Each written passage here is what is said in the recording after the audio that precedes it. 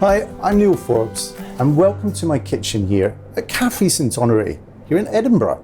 I'm going to be cooking a wonderful dish for you today using some North Ronaldsay Mutton.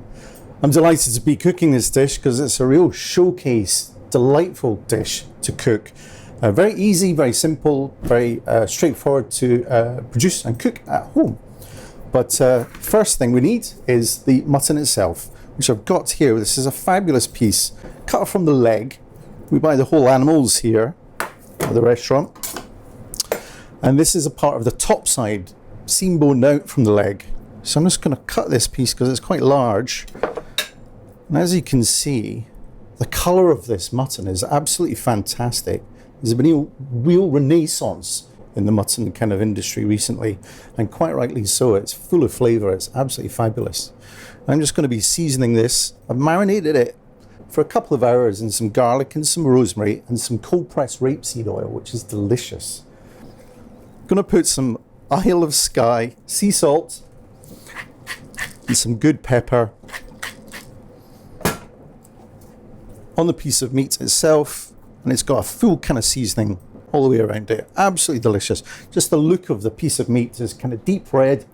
It's got lovely amounts of fat content on these animals as well. I've just put a little bit of cold pressed rapeseed oil in the pan.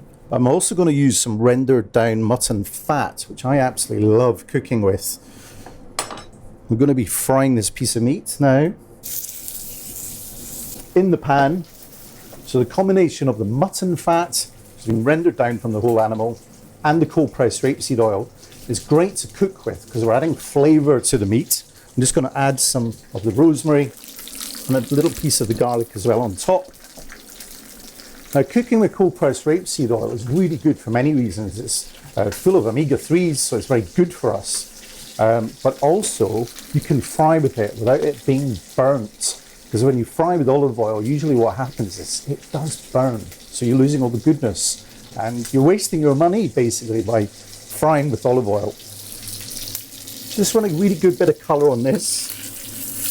Now this dish is going to be called North Ronaldsay Mutton with petitpoisa laFrancaise.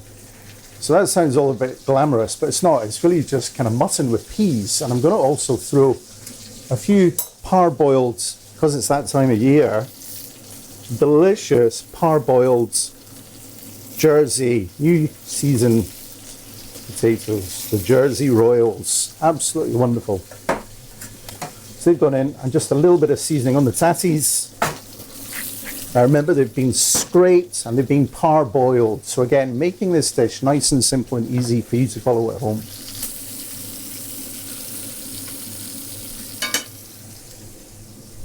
Okay, so this piece of mutton is looking absolutely wonderful in the pan. It's not burning at all. We've not got it on too high a temperature. I can smell the aromas of the garlic and the rosemary. And that mutton fat with the cold pressed rapeseed oil is just really so good. I'm going to add a little bit of butter in a minute. So there's 3 types of fat going through this. Bit of a good baste. Baste as you go is always a good idea. And to add a little bit extra colour, the caramelisation of the butter is going to help. That's going to enrich in it as well. There's probably enough here for a good 1 portion, possibly 2. Depends how hungry you are. Absolutely great. And the sound of it in the pan is just incredible. We love buying whole animals here at the restaurant. It's great. It's so important that we carry on these wonderful traditions that we've been doing for hundreds, if not thousands of years. When something's in season, it's so important to use it. And when it's good and it's in season, we should be using more of it. Again, back to baste. Lovely. Now you can see the potatoes are starting to colour up as well. Wonderful. So now I'm just going to pop this under the grill just to finish the cooking. Just take a few minutes, and more importantly, we need to make it rest. It must rest. We need to get the breadcrumbs organised. So we've got some fresh breadcrumbs here. I've got some shallots and I've got a little bit of garlic. I'm just going to smash the garlic Got, again, some cold pressed rapeseed oil, very important. This is summer harvest. Absolutely love these guys. This is great. Been using them for years. In the pan, moderately hot, about a tablespoon of shallots. Banana shallots, they're just easier to peel. And smashed garlic is just going to give a subtle hint of garlic to the dish. We want to just kind of put a little bit more of the Isle of Skye sea salt, a little bit of pepper, and some more of my wonderful, wonderful rendered mutton fat. Now you may be thinking, oh, that's a lot of fat, don't do it, but it's flavour. My whole job description is to make things taste great. And I think we sometimes forget about that. Let's remember, chaps, that we're here to feed you and make things taste great on a plate. That's really, really something we must never forget. That is wonderful. Let's just cook it. Don't burn this because it's quite easy to burn the shallots when they're so small. We're just wanting to soften them gently with the flavour of the mutton fat. And we're going to add the fresh breadcrumbs as well to that. It's just going to be great. So about a tablespoon or two of the fresh breadcrumbs. I'm just going to rip a little bit of rosemary from my garden, of course. It's great to use your own homegrown produce. It's so great to be so sustainable as well. I'm just going to chop the rosemary up nice and small. Sustainability is something that we should all be aware of. It's something that we should all be knowledgeable of and care about as well. This is smelling absolutely great. You can just, I'm just going to turn that off now because I think that's hot enough. Got a little bit of parsley. I'm aware that my mutton's under the salamander. I'm going to chop this parsley on my yellow board, just roughly chopped. Proper British, this stuff. Quite easy to grow as well. So it's got a nice colour to it. So the breadcrumbs have done their duty and soaking up all that wonderful kind of fat in the mutton. I'm just going to set that to one side. I'm going to get another pan on. We can start thinking about our petit pois à la Francaise. Let's check the mutton first. Ooh, now that's good. Now you can just see it's got a bit of a bounce on it. And also, and of course by basting, the wonderful flavours that have come out of the garlic and the rosemary are getting basted on top. Remember we've added butter to that as well, so that's going to help coloration. I'm just going to set that to one side. I think that's really good. Very important to let it rest. I'm going to let it rest with a little bit of rosemary and a little bit of garlic on the top.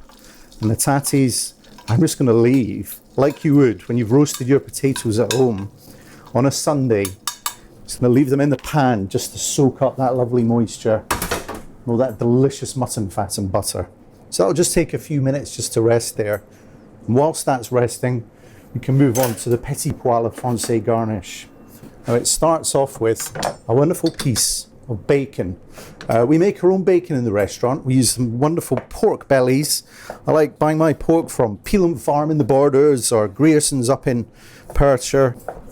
So I'm just cutting big chunky pieces of lardons of bacon here.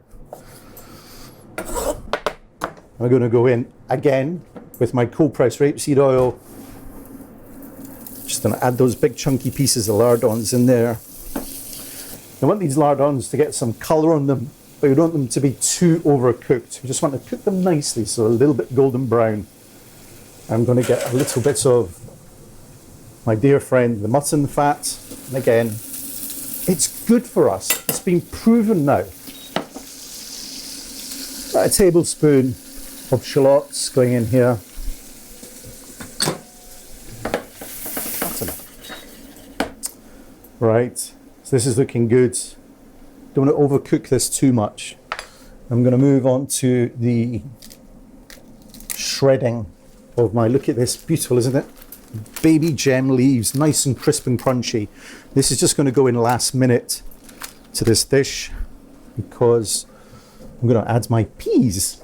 Now frozen peas are okay. We've all been there, we've all picked peas out of the pod and they're delicious, and if you've got someone that grows them, great. I'm just bringing it back to life. I'm watching my salt content because bacon's salty. A little bit of pepper. A bit of a good toss. I'm going to add some butter here. I like using butter when I cook. Butter really does add flavour. Now this little gem lettuce is crispy and crunchy. We don't want to lose that. So this is going to be just shredded very quickly and added to this dish just very last minute. So it is just a very quick little shred of a few of the leaves. And we don't want it to be wilted down like a cooked cabbage. We just want to keep it nice and crunchy. There we go. Now also, my little kind of dishes of ingredients. I've got some parsley, which I'm going to chop. Again, curly parsley. Don't have to add this, but keeping it quite chunky now. And I've also got, you may have spied already, some mint. Peas and mint, lamb and mint, mutton and mint, petit pois laFrancaise. Why not? Not too much because it can be quite overpowering. And again, just a real kind of shred, quite a rustic shred. Rein that in. I can tell you the smell. As soon as we've added that, that is just wonderful. I'm going to turn the heat off now. More importantly, I'm going to taste it. It's got to taste just right. Oh, those peas, the mint, that little hint of kind of shallot in the background. That's wonderful. A kick of salt, a twist of pepper. Yeah, that's great. I'll set this to one side. Now we can focus back onto the mutton. Let's have a look at it. Just got a hint of a bounce. It's just great. What I'm going to do now is get my Dijon mustard with a brush. I'm just going to dip my brush into the Dijon mustard and brush my, this is acting like a glue. We all know Dijon mustard tastes great. And you can see all the juices just on the side here that's coming out. That's a good sign. It means it's tasty. But by resting it is very, very important. If we didn't rest it, then we wouldn't have those juices. And the breadcrumbs that we made earlier are just going to go on top, like this. That's going to be a lovely kind of crispy coating on the top. We'll put it back under the grill. And we'll keep our eye on this just for a couple of minutes. Meantime, we're going to check our peas. We can add our lettuce now to the peas with the bacon. Like so. And we can just incorporate the crispy lettuce. There we go. Absolutely wonderful. Okay, so remember the potatoes that we've just kind of rested? So we've got these potatoes, rolling them around in that kind of lovely, lovely, delicious mutton fat and butter, giving them a nice glossy. We can start plating up our dish now. So I don't think there's any particular way to plate this up. Whatever way you want to make it. That potato I'm going to leave for me. Okay, they're looking good. That's really good. Okay. Nice and simple. The lardons, there's enough here for probably two. Or one very hungry person. There we go. All those lovely kind of bits of lardon. The crispiness of the piece here. You can just see it's nice and golden brown. Absolutely wonderful. Bring this over. Just going to give it a little cut. So remember, it's had its resting time. It should be absolutely lovely inside here. Look at that, absolutely glorious. One piece of mutton. Oh, go on then. 2 pieces of mutton. I think it needs just a final kick of Isle of Skye sea salt on the top. And because we've used it all the way through, we're not going to put mutton fat on it. We're going to put a little trickle of cold press rapeseed oil, just to bring everything together. It's like molten gold on a plate. I think that's a great dish to represent my part of the world, Scotland. And everything on this dish has a story. As I keep saying, it's so important. Delicious, tasty, representative of what's around just now, and what I love to cook, and ultimately, what I love to eat.